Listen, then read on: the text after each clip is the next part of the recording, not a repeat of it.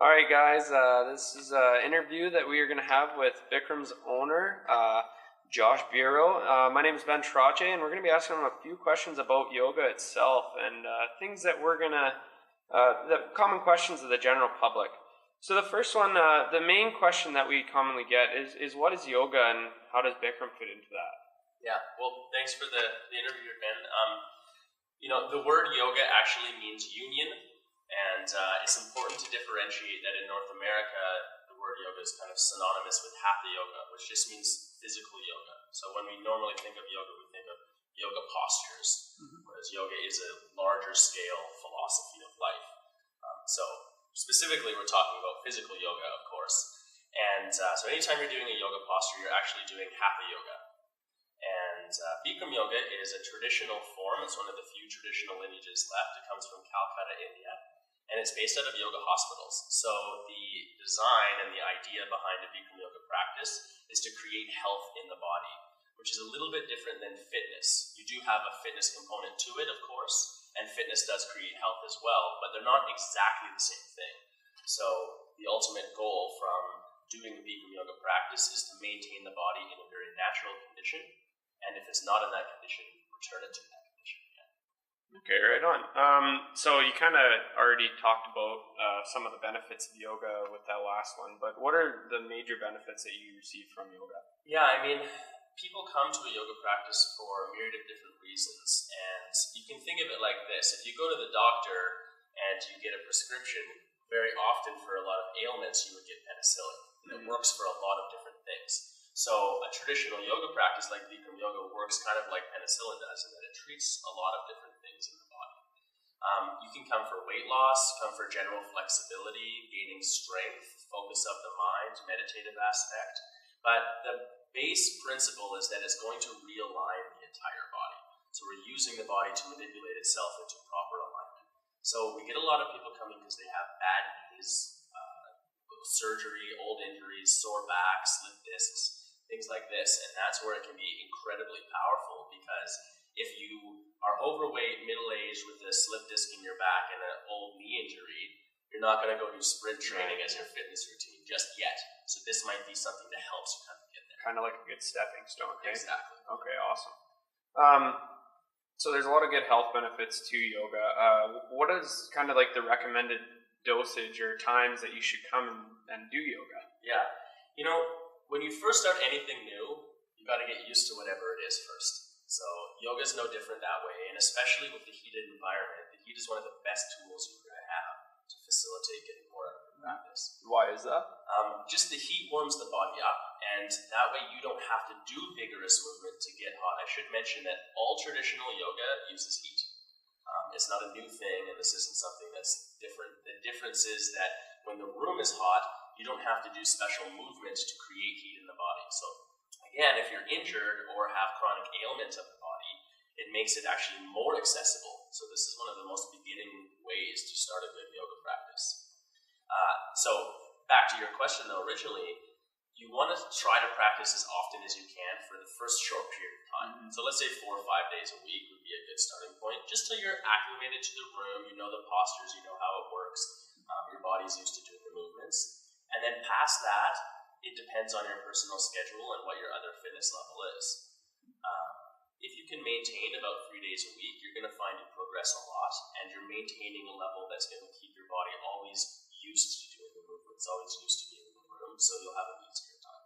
Awesome. So it's kind of like when the body does exercise, it becomes more efficient at the motions that are given through exercise, right? Exactly. So same thing with yoga, hey? Yeah, exactly.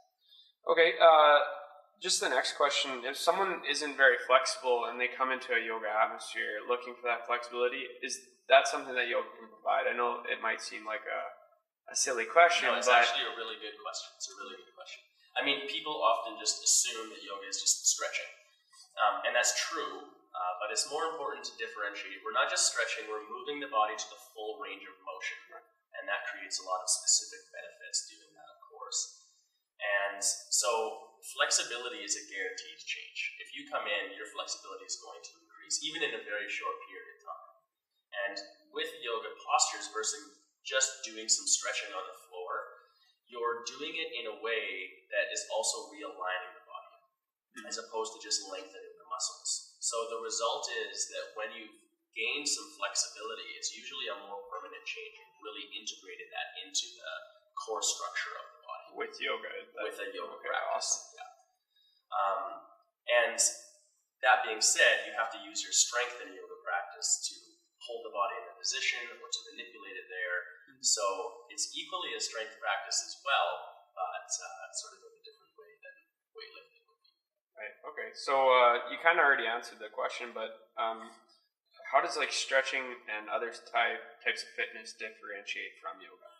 Yeah, one of the major, without going way down that question, one of the major differences you'll find is that every time you're doing, gym routine, weight routine, you're usually doing more like plyometric or concentric, movements of the body, and the result is often a shortening of the muscles. That's sort of the small repercussion of doing that workout.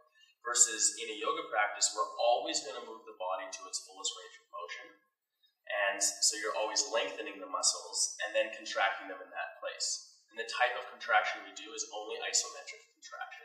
So you're building more the endurance of the muscle. And when you move something to the full range of motion, you're improving the joint health, and you're improving and promoting things like synovial fluid and blood movement through the body, which is more of the goal as opposed to just what the muscle itself is doing.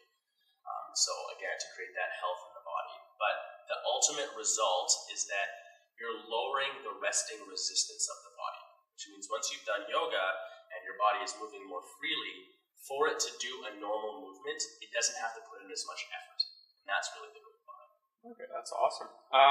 So as you kind of mentioned when we first started the interview, you said there was a few things that yoga offers and weight loss popped up.